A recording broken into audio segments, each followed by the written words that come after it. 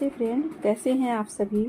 मैं बिहार की बेटी, झारखंड की बहू, आप सबों का मम्मास ब्लॉग में बहुत बहुत स्वागत करती हूं। दोस्तों, मैं डेली आप लोगों को चैत्र नवरात्रि आ रही है, उसके पहले सारी जानकारियां आपके साथ शेयर कर रही हूं। किस दिन किस रूप की पूजा होती है और माता को भोग में क्या प्रिय है, कौन सा फूल चढ़ाएं जिससे आपके जीवन में सारी खुशियाँ मिलें। सारी बातें मैं आप लोगों के साथ शेयर कर रही हूँ फ्रेंड्स, और कुछ उपाय भी मैं आप लोगों के साथ शेयर कर रही हूँ, इसलिए कि सभी लोग चाहते हैं कि नवरात्रि का पूजा करें तो मेरे घर में सुख शांति समृद्धि ज़रूर हो और हमारे जीवन में सफलता है, हम सब स्वस्थ जीवन व्यतीत करें। स्वस्थ जीवन जीने के लिए सभी को इस माता की पूजा ज़रूर करनी चाहिए। इस माता का 9 दिन आप लोगों को हर एक माता की विधि विधान से पूजा अवश्य करें। तो आइए चंद्रघंटा की माता चंद्रघंटा स्वरूप की पूजा की कुछ बातें आप लोगों के साथ शेयर कर रही हूँ।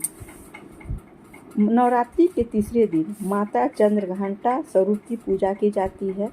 माँ चंद्रघंटा सिंह की सवारी करती हैं। इनकी सवारी क्या चीज़ की है, तो इनकी सवारी सिंह सवारी करती हैं। 10 भुजाओं वाली चंद्रघंटा स्वरूप में देवी एक तरफ कमल और कमंडल तो दूसरी ओर शत्रुओं का नाश करने के लिए त्रिशूल, गदा और खड़ग जैसे अस्त्र धारण करती हैं। आइए जानते हैं तीसरे दिन की पूजा विधि, मंत्र और किस चीज़ से भोग लगाना चाहिए। देवी को लाल फूल और पीले फूल चढ़ाना चाहिए। देवी को नवरात्रि में यदि गुड़हल का फूल यदि मिलता है तो अवश्य चढ़ाएं, क्योंकि माँ को गुड़हल का फूल बहुत ही पसंद है। चंद्रघंटा देवी को पीले फूल चढ़ाना चाहिए और पूजा में अक्षत, चंदन और भोग के लिए खोए से बनी हुई मिठाई चढ़ाने चाहिए। माना जाता है कि मंत्रों का जप घी के दीपक जलाने, आरती, शंख और घंटी बजाने के साथ करें। दोस्तों, माता चंद्रघंटा को दूध से बनी मिठाइयाँ कहते हैं कि चढ़ाने से उनको उनकी प्रिय चीज़ है, तो आप खोए और केसर का पेड़ा चढ़ा सकते हैं, दूध की खीर, मखाने की खीर चढ़ा सकते हैं। और चंद्रघंटा माँ चंद्रघंटा की विधिवत पूजा करने से घर में सुख समृद्धि आती है। इस दिन कुछ किए गए उपायों से जीवन से नकारात्मकता और असफलता खत्म होती है। तो आइए जानते हैं इसके बारे में कुछ बातें ज़रूर आप लोगों के साथ शेयर करती हूँ।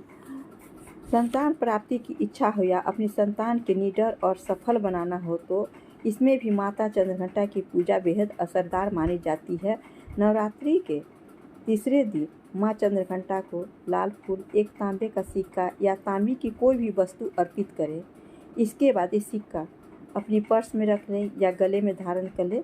इससे जीवन में माँ की कृपा हमेशा बनी रहती है।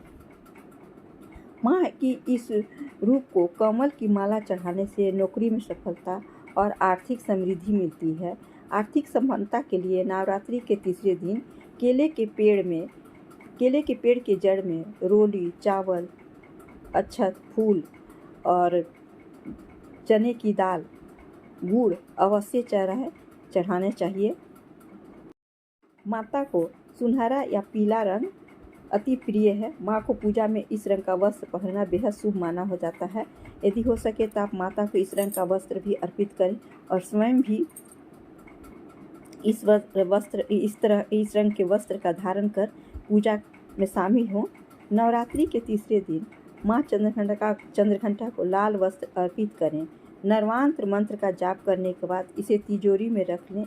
ऐसा करने से व्यक्ति के जीवन में धन संपदा बनी रहती है। ऐसा हमारा धर्म कहता है और कुछ उपाय हमारे धर्म शास्त्रों में भी बताए गए हैं।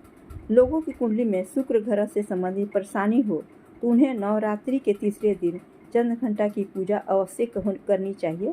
ऐसा करने से शुक्र ग्रह संबंधी दोष समाप्त होते हैं और शुक्र ग्रह मजबूत होते हैं। मैं सारी जानकारियाँ सर्च करके लाती हूँ और यह सूचना सिर्फ मान्यताओं और जानकारियों पर आधारित है। यहाँ यह बताना भी बहुत ज़रूरी है कि आप अपनी मान्यताओं के अनुसार, अपने घर की रूढ़ी परंपराओं के अनुसार माता की पूजा करें। 11 अप्रैल 2024 तृतीय पूजा है। तो इसमें किस समय, कितने टाइम से कितने समय तक रवि योग है, तो इसकी मैं रवि योग है सुबह 6 बजकर प्रातः 6 बजकर प्रातः से लेकर 1:38 12 अप्रैल तक है। प्रीति योग है 10 अप्रैल सुबह 10:38 से लेकर 11 अप्रैल सुबह 7:19 तक। आयुष्मान योग है 11 अप्रैल सुबह 7:19 से लेकर सुबह 12 अप्रैल सुबह 4:30 तक। सारी जानकारियाँ मैं सर्च करके आप लोगों के साथ शेयर करती हूँ फ्रेंड्स।